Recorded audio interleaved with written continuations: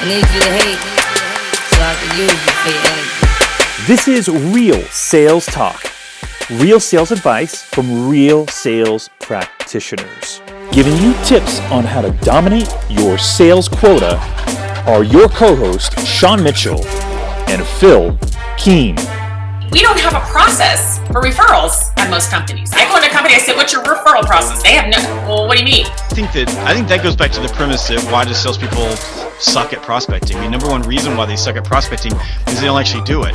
If you are successful and nobody knows, in 2016, 20, 2025, you're not successful. You ever want to find out what's going on in the company? Get in the car and spend a day with the top 3 salespeople. You'll find out in 5 minutes. Because you can't be a trusted advisor without 2 things, trust and advice. I mean, you need both of them. What is going on, Real Sales Talk family? We are back with season 6, first episode with one of my favorite people in sales training today, also a practitioner, salesman by heart and by trade, knows it all. I'm gonna say you know it all. Is that okay, Jim? I don't know it all, but I'm trying to get better every day. So we have Jim Brown with us today.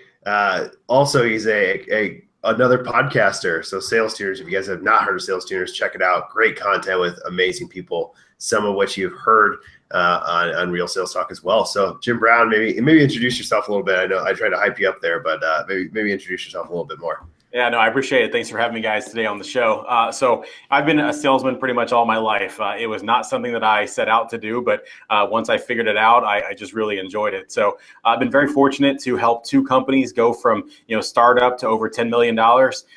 And then I turned around and raised $1 million in venture capital myself and ran that company into the ground. So I really have seen quite a bit and have a lot of experience with that. And so, Phil, as you said, I have a podcast, Sales Tuners. You can check that out at salestuners.com. But the game of sales, it's what I do every day. I love it. So Jim and I have had the pleasure of speaking to you a number of times already, and usually get into some weird places that happen in sales. But today we're going to talk negotiating and overcoming objections. Jim, this is probably my favorite topic of talking with you. So let's kick it off. So maybe you're a practitioner. Tell me a story a little bit about some objections you've had at one time and the way you think about it, and then we can go maybe a little more tactical. Yeah, absolutely. So the thing is, right, when you think about when objections come, a lot of people will tell me, Jim, they all come at the end. That's when I figure out about budget. That's when I figure out who the real decision maker is, the current system they have in place. That's when all these objections come out, time, etc. What's BS, right? All of those objections were known by your buyer from the very beginning of the process. Most salespeople just don't have I don't know if I can say the word I want to use. They don't have the courage to ask those questions early on in the process. And that's part of the problem, right? So I'm gonna give you an example, right? One of my favorite stories to tell. I did a deal with Sears. It was my first 7-figure deal that I had done. I had done the whole process. I knew who the buyer was. We had outlined what the path to close was. The path to close ended with the CMO, and it was my second conversation with him.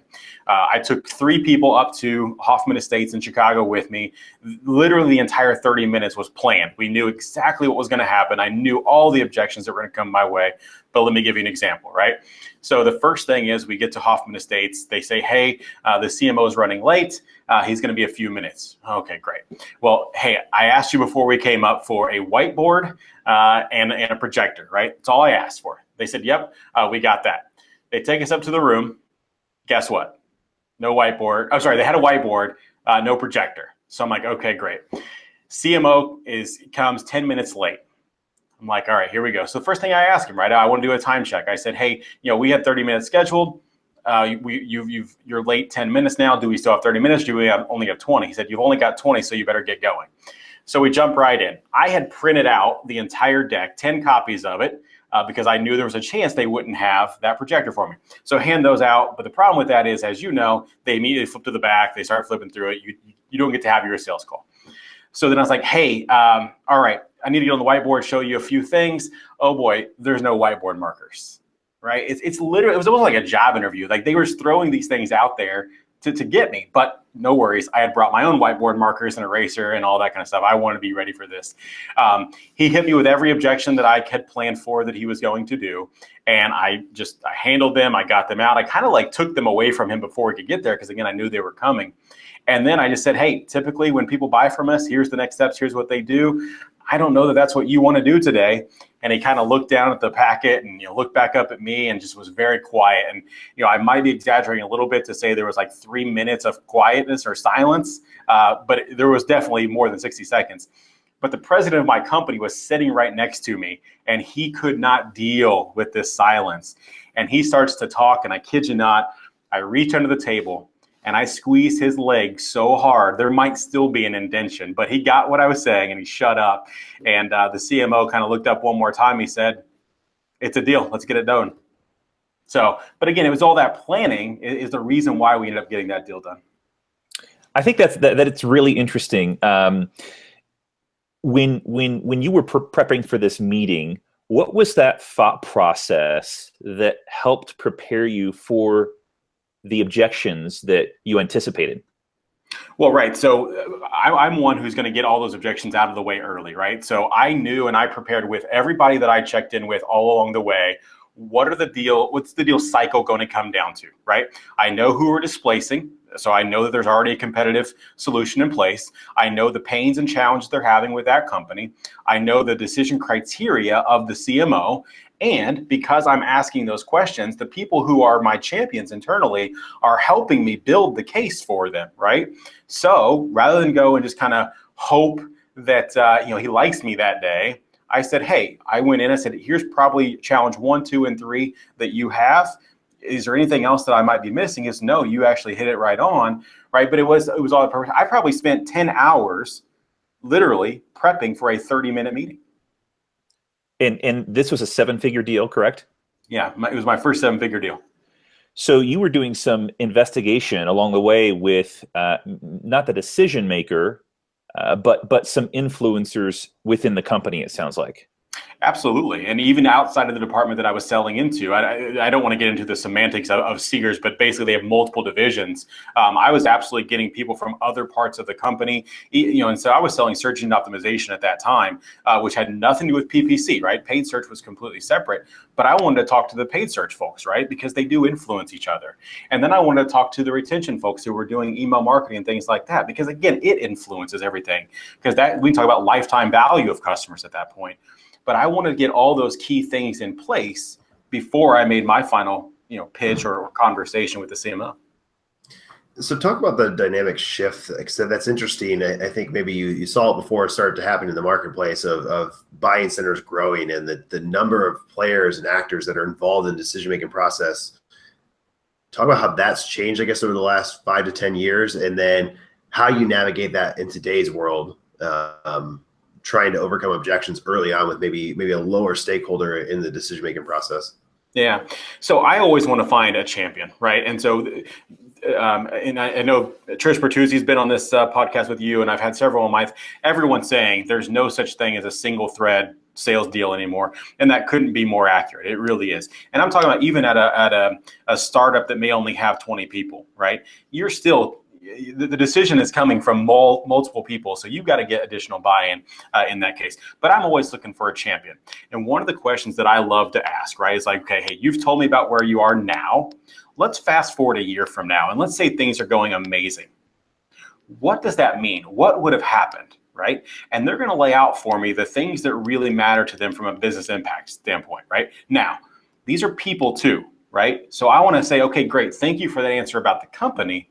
What about you? If this happens, what would have happened to you, right? And now they're going to get personal. They're going to get emotional, and they might get promoted or they might get a bonus.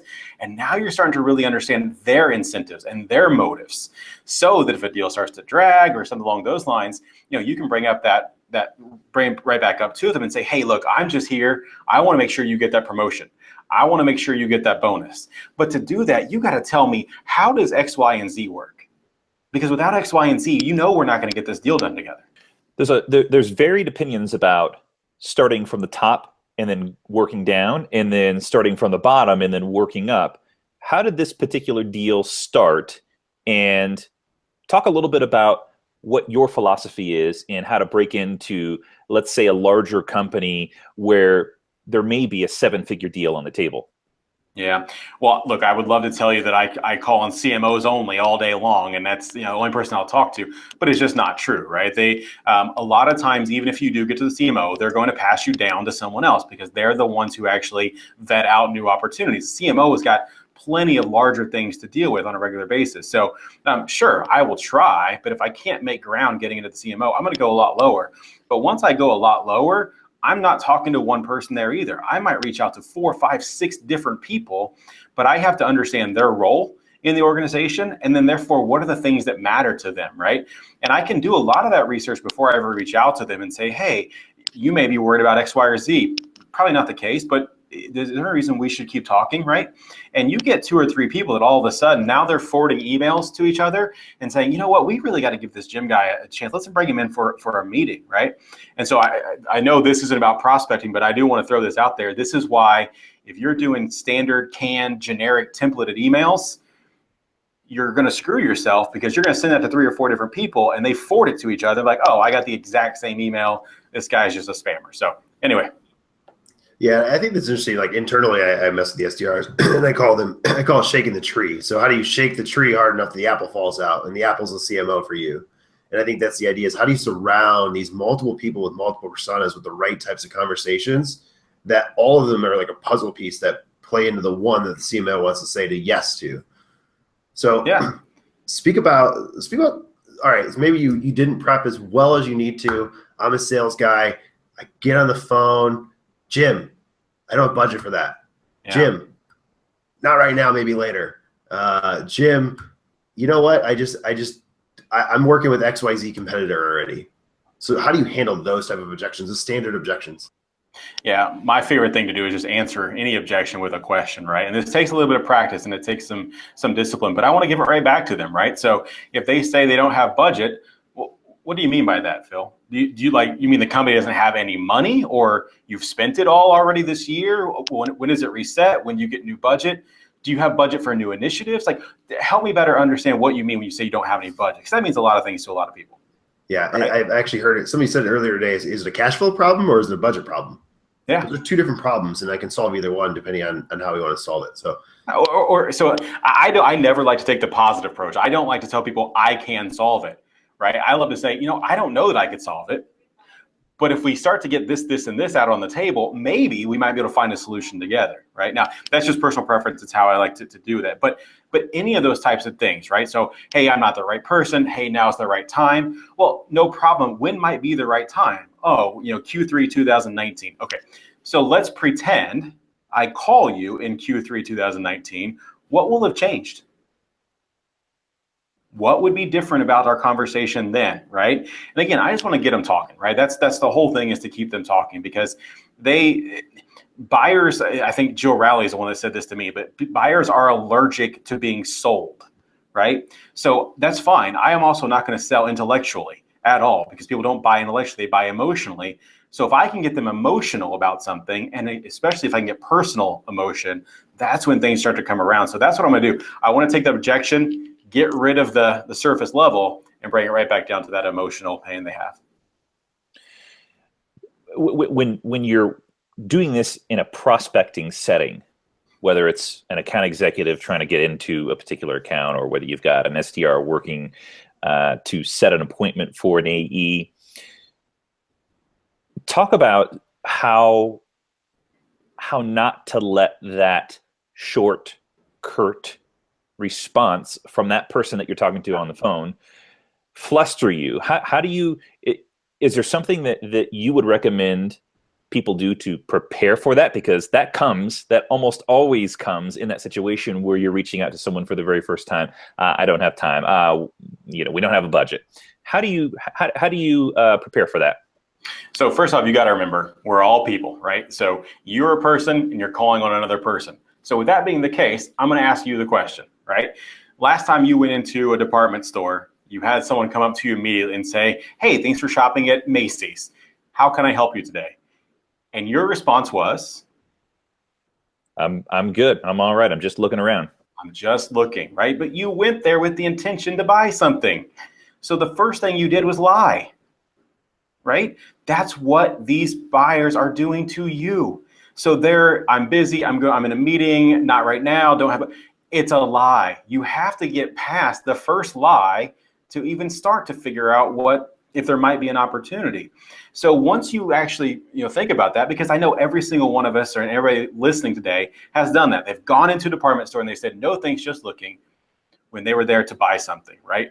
And if you're doing that, you got to take that into consideration on the other end. So what are some of those things, right? Hey, you just said some of them. I'm getting ready to run into a meeting, or hey, you use competitive solution. Like, hey, I don't know if competitive solutions actually doing what you did. Here, can I just take 30 seconds of your time and tell you what I might have been able to do for someone similar? Probably won't work for you, but it's worked for them. And then you can tell me if we should keep talking, right? Like, that's one of the things that I like to do in that prospecting phase. I'm interested to get the insight on why you might say it probably won't work for you. Is that something intentional that you typically say when you get an objection? It is. So everything that I do, and it's my philosophy and my methodology, and not everybody's going to be able to do what I do, right? But I call it the pendulum theory, right? So if you've got negative on one end and positive on the other end, the buyer, when they get really positive, is when they're going to end up buying. So I don't ever want to do anything that's going to get between me and my buyer's money. So I'm not going to get more positive than my buyer. So I always want to be behind them. So when my buyer goes positive, I go negative. When my buyer goes negative, I go more negative, right? So you think about it from how magnets attract, right? You got to put them together so they go the other way. So I'm going to get more negative to push that buyer forward. Again, I just don't want to get in front of them and their money. And is that a way that you sort of respond with the unexpected to catch them on their heels? Well, look, again, buyers are allergic to buying. They're allergic to being sold to, right? So I don't want to come in and sound like every other salesperson that's in there, right? So if I can say, hey, you're right, this probably won't work for you, they're immediately going to say, well, no, hold on, it might. What do you mean? Right? And I'm letting them kind of sell themselves, right? So, Phil, you and I were down in Atlanta and just kind of doing back and forth on cold calls, right? Like, just testing it out with each other. And I don't know anything about your product. I don't know anything about the other products of the guys at the table, but I don't need to, right? I'm just calling and having a business conversation, and I'm able to get through because the questions I'm asking, they can't say no to. Too many people, like I said, they call in, they have their features and benefits that they want to get through. But when you tell me what you can do, my goal as a buyer, now I'm switching hats, my goal as a buyer is to tell you you're wrong and prove to you you're wrong. But I can't do that if you don't give me the opportunity. So if you tell me third-party stories, or you ask me questions in my business and in my world, I can't prove to you that you're wrong. And that's a different stance than a lot of people take when they're cold calling or just even having business conversations. So how does that translate, even communicate? So we're communication comes through email. What happens when I shoot an email out to somebody? Like I'm always in the thing, kind of the same place we are. I always want to continue dialogue. But let's say they give you back, hey, Jim, you know what? Not a right time. And it happens via email. What's that look like for you when we're trying to push back and you're not having the ability to have a physical presence in the room, or even on the phone where you can't show emotion. It's only via words. I mean, how do you respond to something like that? Well, so one of the things I'll say right out of the gate is the best sales reps know how to take that email and immediately turn it into a phone call, right? So too many people rely on this text-based communication, and it's a challenge, right? However, if I try to get them on the phone and can't, hey, I'm going to leave a couple of voicemails and say, hey, got your email. Totally understand it's not the right time. I'm just trying to better understand when might be a right time because, hey, I just read your guys' 10K and it says your initiatives for this year are A, B, and C. And this aligns to that. So I don't know do we have to wait a full fiscal year to get back on the conversation? But I want to bring some relevancy back to that conversation that maybe was missed in that exchange. So interesting. I think it's, you talk about 10K, right? Reading someone's 10K, it's a lot of research and information gathering. Do you have a process around that to do it and do it where it scales? So maybe not at scale, but I'm a geek, and I'm just talking about myself now. So literally, I do time blocking, and Saturday mornings before my little boy gets up, I literally read 2 10Ks every Saturday. I know how geeky that sounds, but that's just me from like an investor standpoint as well, because I invest in the public markets, and I want to be able to research these companies and understand. But as I read those, I start to see business trends, and I can relate those back to the companies that I'm trying to sell into. And so maybe a company I'm selling into isn't a public company and doesn't have a 10K, but I could say, hey, I've been researching this. I think this might have some application to you. I could be wrong, but I think it does. And that's huge, right? So you're bringing real relevancy. So Phil, you talked about it at scale. I don't know, right? So you might have 10, 20 target accounts that you're trying to reach, and that's where you're going to do that level of research, truly getting into the 10K and dissecting that. But when you can align your product or services to a 10K initiative for a company, boy, not many people are doing that. I mean, it's how you get an actual conversation with the CEO, right? If you're trying, everybody wants to talk high, that's how you get in there. It's how you reach out to the chief of staff who probably wrote it, or whoever that person would be. Absolutely. And I think it's interesting to think that way. One thing that I took from what you just said that I'm a firm believer is trying to get your sales team business acumen. And over time, I think as you start reading 10Ks and digesting those and what actually is happening in the market, in the world, for the business world, is getting people to where they can have a business conversation, a business level, high level. I can help you, or I understand the problems that are going through because I do my research. I understand what you're working through. We as a company are going through it. So it's interesting. How would you go about coaching? So a lot of people on the podcast have teams, or listen to the podcast have teams. How do you train your team to go do that? I think the biggest part of that is like putting them in real world scenarios when they can just have those conversations, and oftentimes in a friendly fire environment, right? So Jenny Vance is a good friend of mine, and she's talked to me about her onboarding process. So she knows all the objections that are going to happen in her sales cycle. And so as she's training her team, she is going to say, okay, here's this objection. Here's typically how you want to respond to it, right? In some capacity, given the framework. And she's going to say, now let's do some practice. I'm going to give you the objection. You give me the response to it, right? And it's kind of like a Major League Baseball player taking BP. Okay, here's the fastball. You're going to get a fastball. Swing at the fastball, right? And then she teaches them how to hit a curveball, and then she teaches them how to hit the slider or the changeup or that kind of deal. So she teaches them all the pitches, but then they're still in that friendly fire environment. Now she's like, now you don't know what pitch is coming. I'm going to throw any pitch at you, but again, you're in a friendly environment. So just take the swing and take the cut. So that's her, but they've been working together now for maybe a week, 2 weeks with this practice. Now you bring in a senior leadership person from the same company that they don't interact with on a daily basis, right? So this could be the CEO, the CMO, the chief of whatever. And that person typically is going to be intimidated by that person at first. And so that's the idea. It's like you're still in the friendly confines of your building, but the level has now stepped up a bit, right? And then send them out to networking events.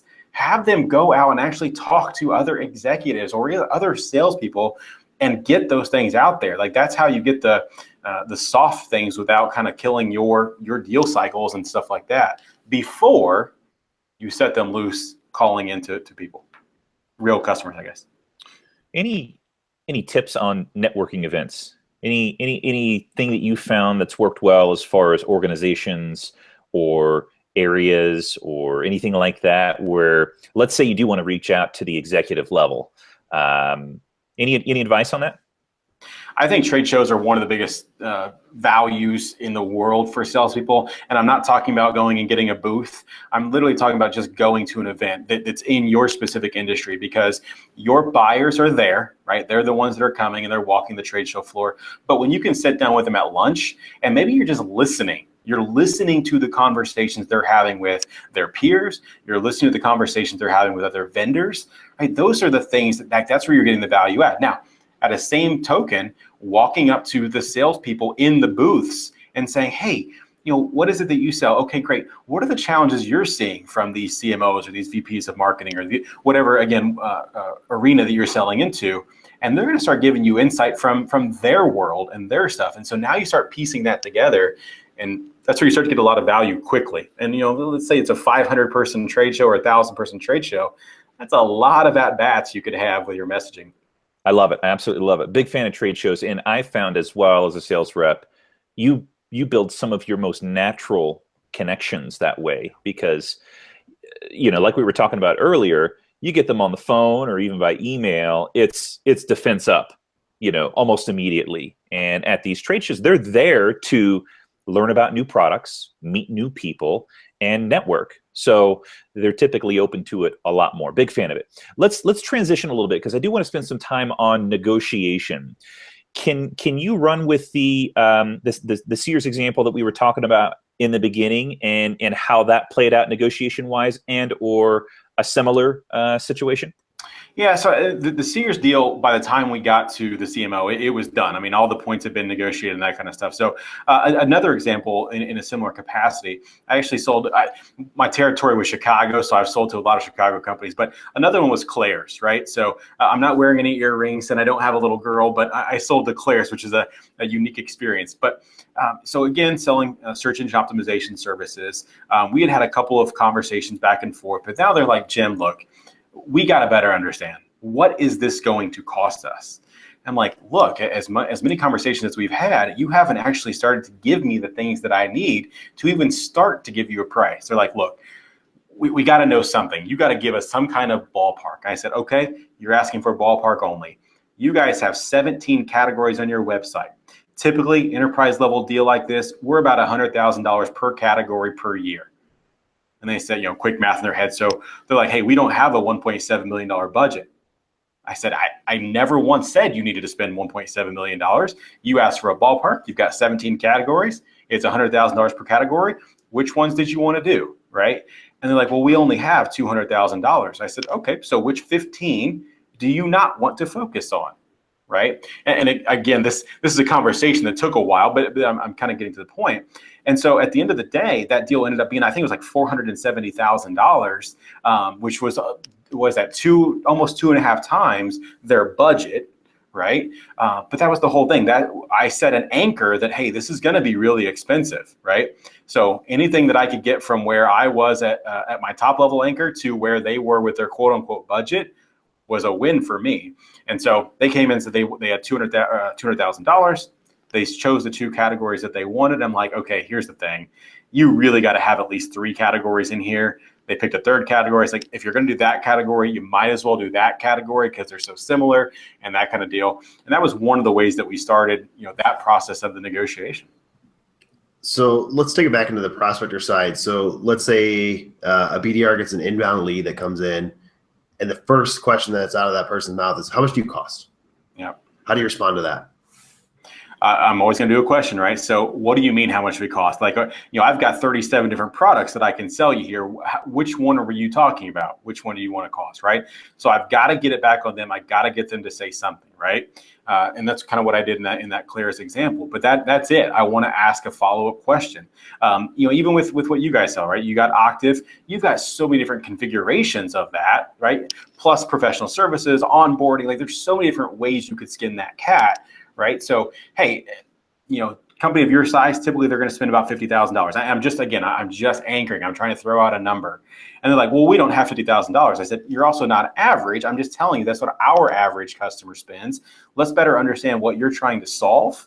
And then we can actually hone in and get to it, because you actually may be more than that, right? Depending on what you're trying to do, integrations, something along those lines. You've talked about anchoring. Big fan of it. Unpack that a little bit more for those that aren't familiar with it, and why they want to use that in conversations like this where someone's trying to get pricing out. Yeah, anchoring is huge. I mean, so anchoring is just throwing out the first number. When you are negotiating, you don't want to be the first person to throw out a number. However, if you're going to throw out a number, make it a big one. Right? A lot of people are afraid to talk about money. A lot of sales reps are afraid to talk about money. And so they might say phrases like, oh, it's just this, and give a small number, or, it starts at only, and they want to give that small number. As soon as you give that small number, you've now anchored yourself to a small number, right? So let's say the prospect's budget is $100,000 to go solve a problem, right? And you come in and say, hey, our product starts at $10,000. Well, now they're like, I can probably get this for around $15,000 to $20,000 in, because I'm gonna go up a little bit from their average deal or where it starts at, but I'm definitely not going to go all the way back up to $100,000, right? And so if you're going to anchor and you're going to throw a number out, make sure it's a big number, right? So say, hey, a customer like you, this size of company, this many reps or users or however it is you price your product, go high, throw it out really high, and let them say, oh, well, that's not us. Okay, no problem. Let's talk about you, right? They may also say, okay, you know what? Let's say again, you throw the high and low numbers are all relative, right? So I'm just using numbers. Let's say you throw out $50,000, like, oh wow, I thought it was going to be a lot more than that, right? But let's say $50,000 is a big deal for you. Well, now all of a sudden you've had your buyer say, this is not going to be a problem. This is not a budget issue, right? So now you can focus in on the other stuff, and that's why throwing a number out and anchoring it high is always a good idea. So you mentioned something here, and I've heard it from a past colleague of mine. You talk about someone that has issues with talking about money, and that's something that you look for in negotiation. So let's say I'm hiring for somebody that doesn't have issues negotiating and talking about money. What are questions you ask? What are things you throw at people in an interview to even foresee if they're going to run into these problems in the future? Well, that's a really good question. And I'll be clear, like I grew up poor, right? And so I have a lot of head trash, or did have a lot of head trash around money. The first deal that I ever did was $5,000. And to me, that was a lot of money. And that's challenging, because for a business, that's nothing, right? Like that's one person's salary for a month maybe, right? So it's not a lot of money to the business. So a couple things that I want to have conversations around them. One, from a question standpoint, I may ask them, hey, what's the most expensive thing you ever bought, right? How much money do you spend on yourself on a monthly basis, right? What's the best dinner you've ever had, right? Things like that. I want to understand whether or not they have spent money so that they understand the use of money as a tool, right? The other side of that may be something along the lines of putting them in a situation that makes them uncomfortable, but then bringing them back and letting them understand that they are not buying. So again, I'm talking to the rep. They are not buying a product or solution with their own pocket, right? They are buying it, or they're selling it, I'm sorry, with their company's pocket. And understanding those two different things, right? So just because you've never bought a solution like what you're trying to sell, or you've never paid as much for a product as you're trying to sell, doesn't mean your buyer hasn't. Right? And I'm not even talking about the company you're selling to. The individual buyer, that person, they might be used to spending tens, 15, hundreds of thousands of dollars on products. Start to have that conversation with them and understand where their mental blocker on money may be. This is also a way how you can get higher into an organization, right? If I need to get above a person, I'm going to ask them questions that are going to make them uncomfortable. And when they say, I don't know enough times, I can say, hey, with you not knowing the answer to these questions, would it make sense to bring in an insert name here to get above them? But it's all used from that money anchor. That's really, really great. So can you unpack the negotiation a little bit more? There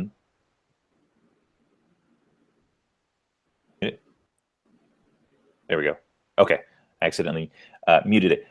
So let's say that you're down to kind of final negotiation, and you reach a stalemate. Well, they're just not willing to budge on what they maybe told you or promised you early on in the conversation. Are there any tips on how to kind of get that moving again? Like, where does your mind go when you hear a prospect or an account that you're looking to close is not finding agreement with pricing? Yeah. So this is a great question. And I think that the thing you got to look at here, and I tell everybody that I work with this, a deal is not lost at the end of the cycle. It's not lost at the end of negotiation. If you lose a deal, you lost it somewhere well before where you are right now. So you got to figure that out, right? But one of the things that I'm going to do is I have to know my walk away point, right? I want to have equal business stature with the person that I'm selling to. They put their pants on the exact same way I do. We're both men, or we're both men, woman. It's fine, right? But I have to have my walk away point. But how do I establish that walk away point? Well, I need to have it from a business standpoint. It might be because of my commission. It might be because of on the profit margin of the deal that the company has to maintain, right? So this is, Phil, going back to you earlier, this is where having this business acumen comes in. But even before that, one of the things that I train is the concept of an upfront contract, right? And so what that is, it's a 9-block model. We can talk about that later, but there's 3 outcomes to a meeting. The first outcome may be, hey, I have to tell you no, that you're not somebody that we can work with, right? And even getting the prospect to say, or I'm saying to them, are you okay if I tell you no? As a salesperson, have you ever done that to somebody? Most salespeople won't, right? So what's the buyer going to do? Well, why on earth would you tell me no? Right? And as soon as they say that, well, one, you better make sure you have some reasons why you would tell them no. But this is another part of anchoring. You can now say, if you don't meet this qualification, this qualification, this qualification, I know you're not a good fit for us, and we're going to say no. And all of a sudden, it's like, all right, you know what? That makes sense. Yeah, that's fair. I'm willing to let you tell me no today because of those criteria. And again, you've already established them. The second outcome of today's conversation is you tell me you don't want my help. Wording there is very powerful for me. It's the only thing they're allowed to say is that they don't want my help. They are not allowed to tell me I can't help them. That's BS. But they can say they don't want me to help, right? The third outcome is we both say yes. And if we both say yes, here's what that means. Are you willing to say that version of yes today? Right? And what could they say? They say, yeah, I'm absolutely willing to say that version of yes. Or they say, hey, no, I can't say that version of yes. Well, no problem. Who can? Right? And so now I'm starting to understand the other parts of my cycle, who's going to be able to actually say yes, who's going to buy, et cetera. I can still have my meeting, right? But I'm starting to outline where we're going to go with this conversation. Walking away. When do you know when to walk away? What are some of the signs that things are becoming a disadvantage to you, the salesperson, business owner? Yeah, well, this has a lot to do with the metrics of your business, right? So you have to know it's maintain margin. You can't sell bad deals, right? And if I'm the CEO of a company, I can't pay commission to a salesperson if they sell a deal under a certain margin, because literally I have then paid more money to acquire that customer than they're going to pay us in revenue. So that doesn't make any sense. I have to be able to train through and negotiate that or walk through that, regardless of my role.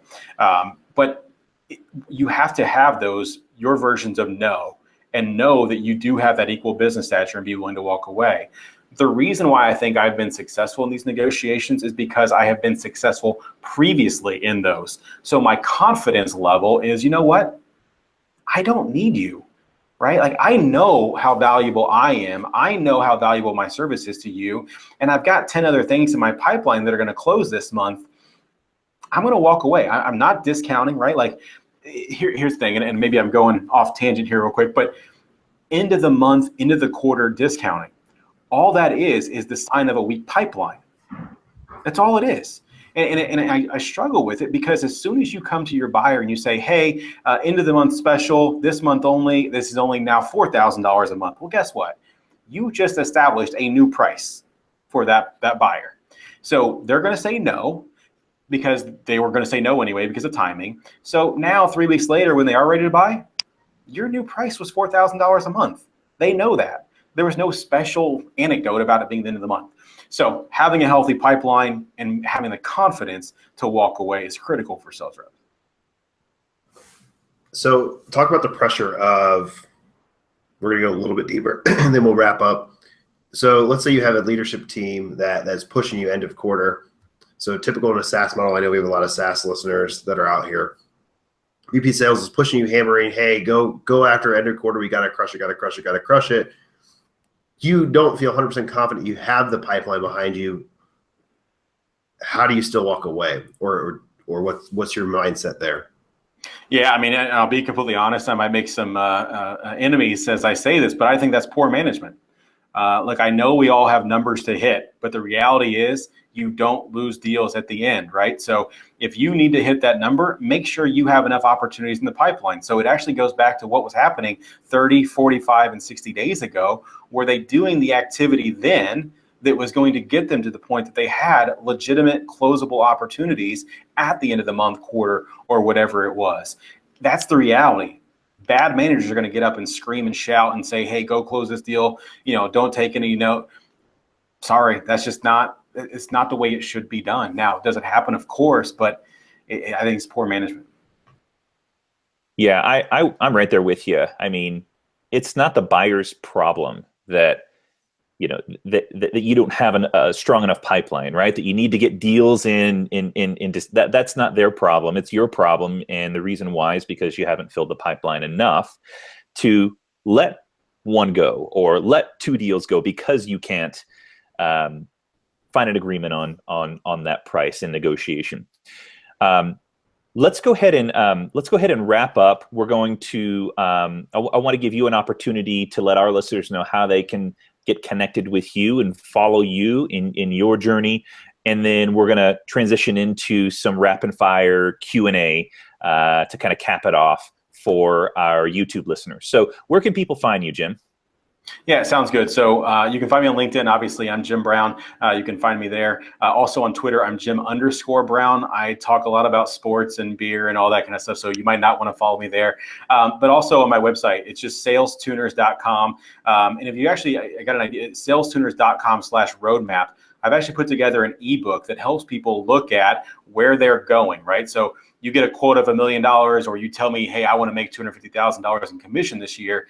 You have this big lofty goal and this big number, but most people don't know how to go from where they are today to that. What are those incremental steps? So it's a free ebook download, salestuners.com/roadmap. And you can download that, and it will walk you through the individual steps you need to be doing on a daily and weekly basis to get to whatever your end goal is for the year. So that's a few places people can find me. Awesome. That's great. All right. So let's transition into some rapid fire. We'll rapid fire maybe 3 questions to you to get to know you a little bit more and kind of what makes you tick. So first question would be, Jim, at what point did you realize that you had a potential career in sales? When did you know that you were really good at what you do? This is a very easy answer for me. So one is I grew up poor, right? And so like I was always hustling to sell something so that I had money in my pocket. But when it really clicked for me, I was a graphic designer, okay? It's what I wanted to be in my career. And what I realized was I had this gift of conversating with people and really understanding the big picture of what they wanted to get out of something. But then I realized I wasn't the best person to actually execute that. There were a lot of people better at graphic design than I was, but because I could have that conversation on the front end and I could communicate to the designer and get the end product, well, I started to say, okay, the buyer is willing to pay this and the graphic designer is making, let's say $15 an hour. Who makes all that money in the middle? That's the salesperson or the business owner, right? I want to be that guy. And so learning that leverage was critical for me to be like, yeah, this sales is for me. It's often said that we are the sum of the 5 people that surround us and have direct contact with us. Who are some of those people to you that influence you either personally or professionally? Yeah, so I've loved that quote since the first time that I read it, and I highly agree with it. I've even I have some friends, some legacy friends that I don't talk to as much anymore, and that may sound bad, but it's true. The who you spend time with. So for me, there's a few people. Darren Tomey is one of my sales mentors. He's gotten the most out of me as a salesperson ever, and it's because of his no bullshit mentality, right? Like I like to think of myself as a very smart person. Well, if you're a weak leader, I know how to manipulate with your answers. I know what you're asking me, and I'm going to give you the response that you want, but it's not actually the real answer. I knew where you were trying to go with that. He could see through that and call me on it. He's one. Matt Nettleton, who is actually now my business partner, he was my coach, my sales coach for 10 years. He's the one that really showed me what this world could be when I get over the head trash of understanding what money is and be able to ask for bigger things and stuff like that. So those are a couple of people that, I spend a lot of time trying to work on my own mental state and that kind of stuff. And they do a great job. Awesome. Last question. What book would you say has influenced your success in sales and business? What's that one book you're like, this one has had the biggest influence on my career? So I would want to ask you, how many people have said the Challenger sale? Because I get tired of hearing about the Challenger sale. Really? I love it. Good. So I actually have 2 though for you. Number 1 is How I Raised Myself from Failure to Success Through Selling. It is a wonderful book. It talks about the basic blocking and tackling of sales. If you go back to Vince Lombardi, who would say, gentlemen, this is a football. Or you talk about John Wooden, who would teach people how to lace their shoes and pull up their socks, the absolute fundamentals that, if you don't do those right, you're not going to get the big stuff right. And so that's why I love that book, How I Raised Myself from Failure to Success Through Selling. And the other one that has been in the last couple of years is A More Beautiful Question. And it's the concept of how we start our life very inquisitive as kids. If you have kids, they say why all day long. But why is it that we lose that naivety, right? The world that we live in today just kind of expects you to know the answer. And that's just a bad place to be. I think being curious leads to better conversations. It leads to better deals in the sales process and things like that. And so how can we relearn that naivety? But better yet, how can we start to ask questions that Google can't answer? Love it. Super insightful. Jim, we've enjoyed having you on, and in particular, learning about objection handling as well as negotiation. And we definitely will have you on again in the near future. But thank you for taking time out of your busy day to share some insight to our Real Sales Talk audience. Guys, I really appreciate it. I've been a fan of the show for a while, so now to get to be on here has been great. Thank you so much. Absolutely. All right, everyone. We'll see you all on the next episode of Real Sales Talk.